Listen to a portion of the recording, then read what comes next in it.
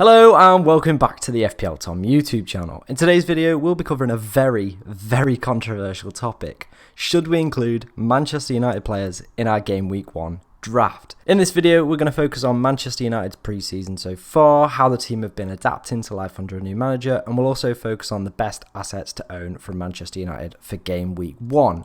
If you do enjoy today's video, then please like, comment and subscribe as we're trying to reach 1,000 subs before the end of the year. But without further ado, ladies and gentlemen, let's get into today's video. And to start off our video, we're going to discuss all of Manchester United's pre-season games, kind of how the team have been playing, what opposition they've sort of been facing, and who the standout players have been so far to kind of get a better understanding of why this kind of hype train around United players has been forming so far. So starting off with the first game, a 4-0 win over Liverpool in the Bangkok Cup, or the Bangkok Trophy. I can't quite remember what it's called. Key talking points from the game, obviously a much stronger starting 11 from Manchester United, as you can see on your screen to the right. Within the Liverpool first starting 11, you probably only got like 3 players, even if that, who are going to be playing regularly this season for the Reds: Becker, Henderson and Diaz. So obviously a lot stronger team from Manchester United. Liverpool during the game also made 21 substitutions, so there's going to be a lack of cohesion within their team, just trying to get minutes into as many players as possible. Another key talking point as well was the fact that United were 3-0 up before Salah, Trent, Robbo and Van Dijk all came onto the field, and when that did happen, Liverpool did eventually start to make more chances. However, there were plenty of positives to take from the United performance. Martial's third goal was very impressive in terms of the pressing kind of style that we're potentially going to see from Manchester United this season. Very good to see. Also a really good finish from him as well, the little dink over Alisson. You also had Diego Dalot getting really far forward, creating plenty of opportunities for United, and also hitting the bar from a shot. I think it was just outside the 6-yard box, if memory serves me right. It was a good performance from United. Plenty of fluidity within their side. Wonderful passing moves as well, but my big concern with this was the fact that it was a heavily rotated Liverpool team. You know, we look at that starting 11, there aren't too many players in there. The amount of substitutions, you know, that Liverpool team is just never ever going to get kind of up to full speed. Yes, United looked really good.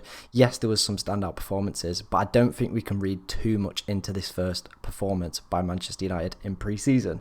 So let's take a look at the second game. And moving into United's second game, another win for the Red Devils. However, the defence was opened quicker than a horse's legs at the start of the game, but eventually they did come back into the game and get a 4-1 victory. 2-2 for Martial as well, and Rashford came on in the second half and played down the middle, which was very intriguing to see indeed. Also getting himself on the score sheet after being kind of slipped in. I think it was Fred who played him in. Lovely, delicious ball and a fantastic finish from Marcus Rashford as well. So really encouraging signs. That's what we want to see from these potential FPL assets that we're going to be looking at. Are they getting involved? Are they kind of playing out of position? Kind of the way Rashford did as well. Dalot looked absolutely fantastic again, causing lots of problems, nice and high. Exactly what we want to see from our fullbacks. But again, the big concern for me was kind of the level of opposition. Obviously, this is now the second game into pre-season, and they're playing a team that I do not recognise anyone's name from. Obviously, Nani came on in the 86th minute, but other than that, it's just like nobody's. You know, United should be breezing like 4-1 past these guys. You know, every Premier League team should. So it's when they come against the better opposition, I think that's when I'll start to buy into this hype, when they start to play the better opposition, when they start to play the higher quality teams. I know obviously they played Liverpool in the first game, but just the team wasn't there. Very similar with this one. Very encouraging signs from attacking perspective, but again, we have to question the level of opposition. Let's move into the third United pre-season game. I'm moving into United's final pre-season game at the time of recording. Obviously, they will play more after this. Another big, juicy dub for United against a Crystal Palace side. However, very similar to the last two, very weakened Crystal Palace side. No Zaha, no Mark Gahey, who are arguably their two best players, as they couldn't go to Australia. I didn't bother looking up why. I probably know why, as you do as well. But it is 3-3 for United. The good run continues. Plenty of positives again. Rashford, Sancho and Martial look amazing as a front three during this game. Absolutely phenomenal from them. All three getting on the score sheet as well. Plenty of pace, plenty of quality. Really, really good to see from them. I thought Bruno was excellent as well in terms of like linking up the play, kind of getting the ball to the front three. Really, really good to see, especially from like an FPL kind of standpoint. Dalot as well, another great game from him. Again, high up the field and got himself an assist with a delicious little cross to Anthony Martial. Wonderful play from him. He's kind of cutting kind of inside a little bit, very similar to Cancelo. I saw someone actually compare him to Cancelo. And I've just done the exact same and was like, oh God. And then I've actually watched quite a bit of footage and you can kind of get a little bit of resemblance to why. And if he's going to be at 4.5 million, that is a really, really tasty price for someone who's going to be kind of fulfilling a very similar role to Cancelo, especially off the back of kind of the season he just had. But with this being the final game, I just wanted to make this point about preseason. I don't think we should look too much in terms of these results. A story from like my own life is I am a Mansfield fan, and you probably never heard of them. Yeah, we play in League Two in England, you know, whatever. We had Leicester City in 2015-16 was the year they won the league. Yeah, they came to us. They looked rubbish. We drew 1-1 with them. They looked absolutely garbage. I was like, these guys are going down this year. They look dreadful. They went and won the league. Like, and honestly, no one in that ground would have predicted that that team would go on to win the league. Obviously, that is a very special exception. But there's countless times I've gone to like many Mansfield preseason games and I've gone, oh wow, we look good this year. We look good this year, 13th. Absolutely just garbage season. So please don't read too much into preseason. Yes, there are plenty of encouraging signs, but my big thing before I get on this United hype train is make sure that they play against the quality opposition before we start getting on this hype train, because otherwise I'm just not feeling it. They've got Atletico Madrid on the 30th of July, I want to say. I think that's right off the top of my head. Obviously, please go and check. If Atletico Madrid field a very strong side, then that could be more of a barometer of where this United side are at the moment. At the moment, they've played very like patchy teams. Obviously, like I've put the screenshots up of the starting 11s that they've been facing. Very weakened sides. But let's move on. Let's keep the positive vibes going. We're going to take a look at each of the players that we could be considering for our game week 1 drafts. And starting us off is the man on the thumbnail, as I always say. It is Marcus Rashford. Last season, a very disappointing year for him. 25 games, 4 goals, 2 assists. The least goals he scored in a season in his entire professional career so far. Yeah, very disappointing year for Marcus Rashford. I think kind of the amount of games he's played at a young age and his injuries have kind of started to catch up to him. There's a brilliant section on the Tifo Football podcast about this, talking about the amount of games younger players are playing and kind of the longevity of that and how like it's impacting their like longer careers. And I think Marcus Rashford is like a massive example of this. He's obviously played a lot of games at a young age, played through injuries as well, which is never ever like a good idea to do. And I think that kind of caught up with him last season. Obviously a very disappointing year in terms of FPL and in terms of his own professional career. I think another big thing on that would have been on his mind, is kind of this whole thing in the UK with his like food for children, which is an amazing initiative. Like fair play to the guy, absolutely brilliant initiative. And kind of the pressure and the amount of kind of media spotlight he's been on. Like obviously playing for United, you're going to be under media spotlight. But this was just like on another level as well. So much negativity for a man who's just out here doing some good. So I think that would obviously have played on like a young guy's mind like massively. So hopefully there's, you know, that pressure's kind of gone, I imagine. This year, still up to his good work, which is always what we like to see. But in terms of FPL, obviously at 6.5 million, he could be an absolutely fantastic punt this year. There's not too many midfield options around this 6 to 6.5 million that you'd probably be like really excited for. Obviously we've got Gabriel Martinelli at 6, who's a really fantastic option, but there are always question marks about his game time with Emile Smith-Rowe and Saka and all that jazz.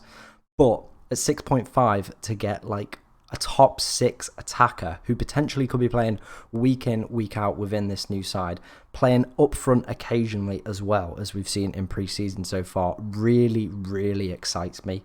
I can see why 12.4% of people have already jumped on this bandwagon, but for me, I'm just going to wait that a little bit longer.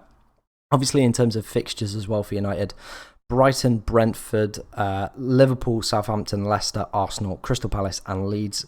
The Liverpool and Arsenal games are probably the two that you want to avoid. But, you know, what can we really do? Some really, really tasty fixtures in there. I like Southampton. I like Leeds at home as well. The Brighton game is a little bit of a concern for me. Brighton were the 6th best defence in terms of like expected goals and goals conceded last year, so I don't think it's going to be as easy as people are making out. But let's move on to the next player. And moving on to the next United player, it is the pre-season inform man, Martial. 3 goals in 3 games so far for him in pre-season. The stats that you are seeing on screen are from his time at Manchester United and Sevilla, where he went on loan. 17 games played, 1 goal, 1 assist in league football. Shocking XG and shocking expected goals.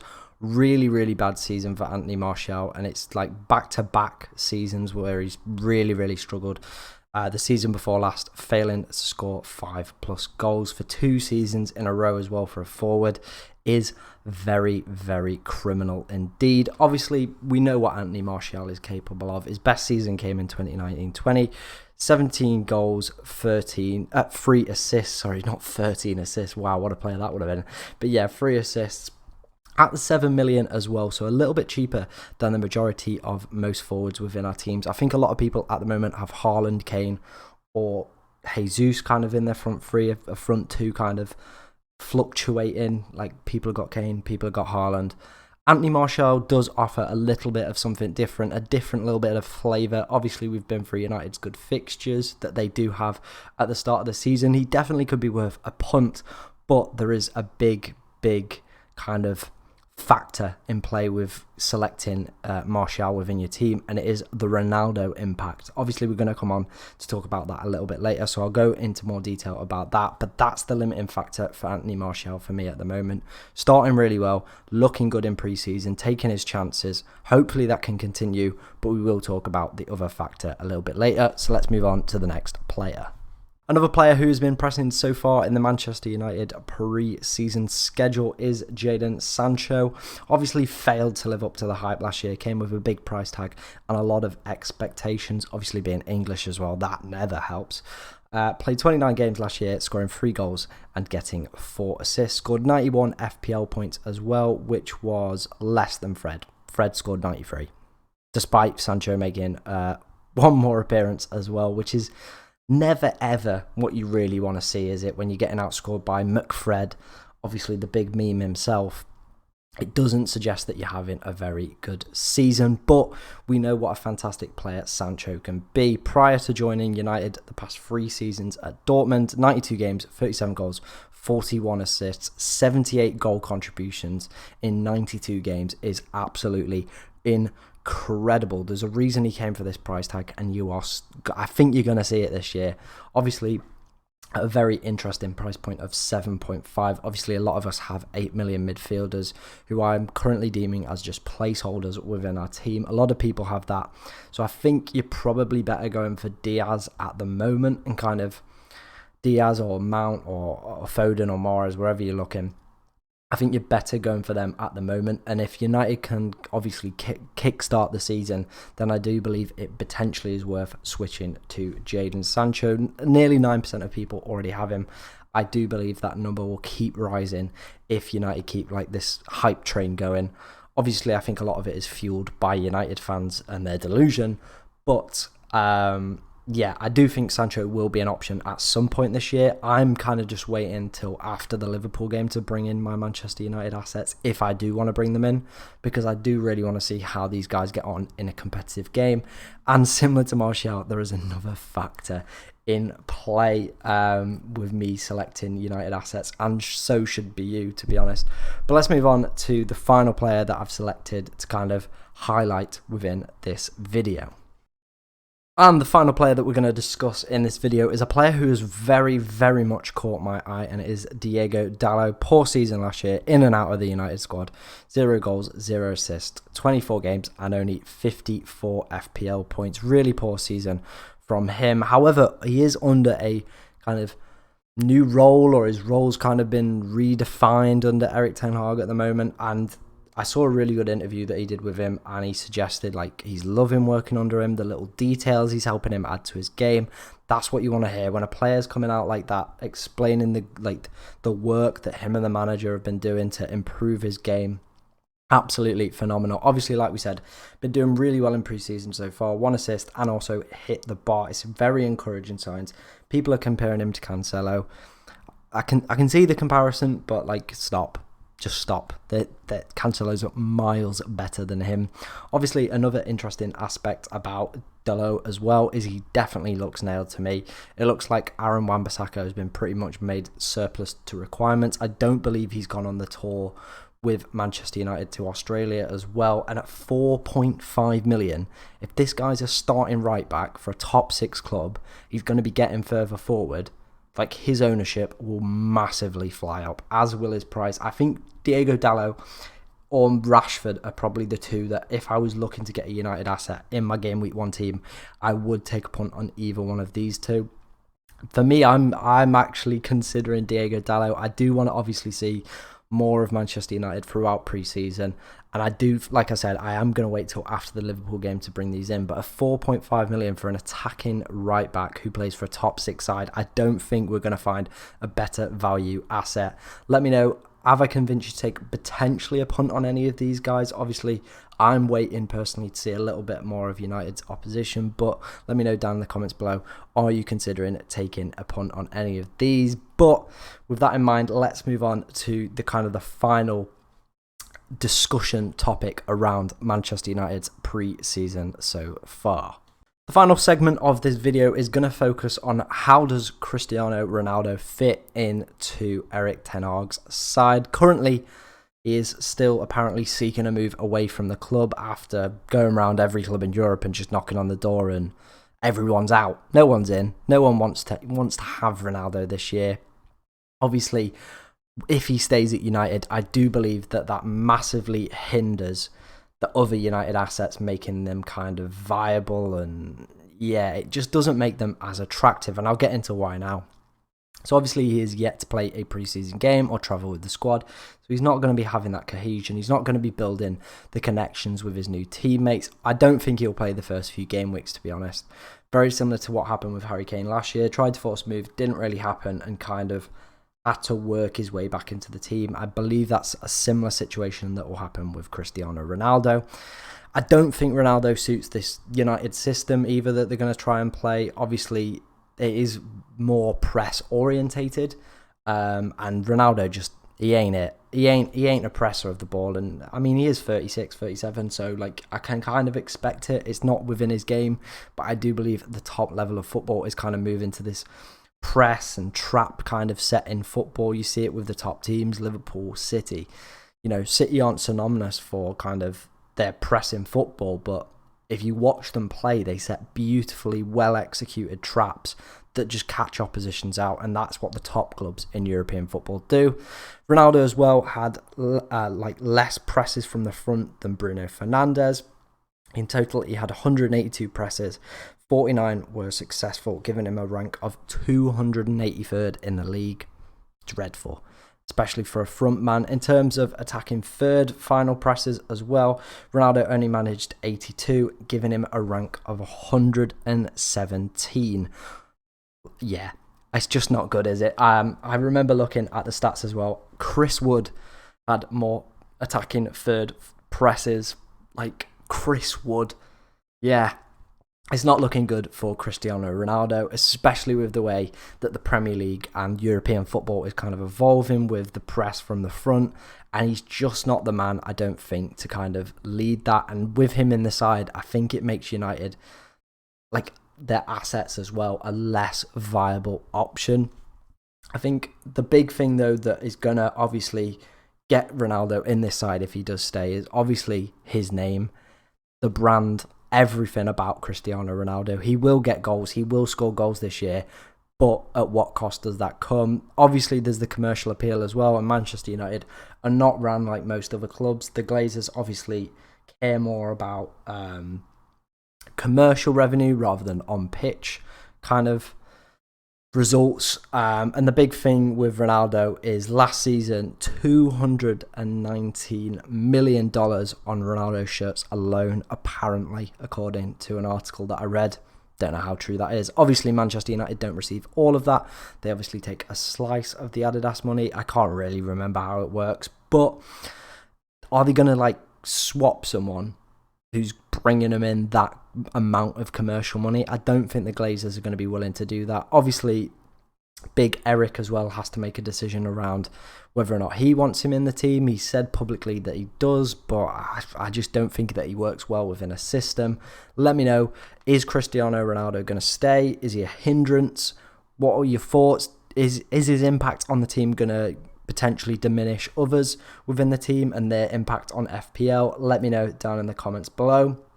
Overall, to finish up, I think personally, I'm going to wait and see on United assets. I want to see him play Atletico Madrid. I want to see Atletico Madrid put out a strong lineup as well and kind of see how that game goes, to be honest. If it goes well for United, then I would be definitely more interested. If Ronaldo stays and does take up that striker spot, I do believe that massively impacts kind of the desire from me, and for you it should, in terms of kind of the players that I like the most are definitely Dalot and definitely Rashford. I think at their price points, they're excellent players. I do believe Sancho will have a good year as well this year and will definitely filter into our teams at some point. Martial, yeah, I think he's just going to be a pre-season flop. Like you know, after pre-season, if Ronaldo stays, I don't think he's going to get a look in, to be honest. But yeah, that is my thoughts on Manchester United and their assets at the moment. I'm currently avoiding them. Let me know what your plans are down in the comments below. If you have enjoyed today's video, please do like, please do comment, and please do subscribe. Like I said, we're trying to hit 1,000 before the end of the year, and it would be absolutely amazing if we could. So thank you very much for watching. Enjoy the rest of your day.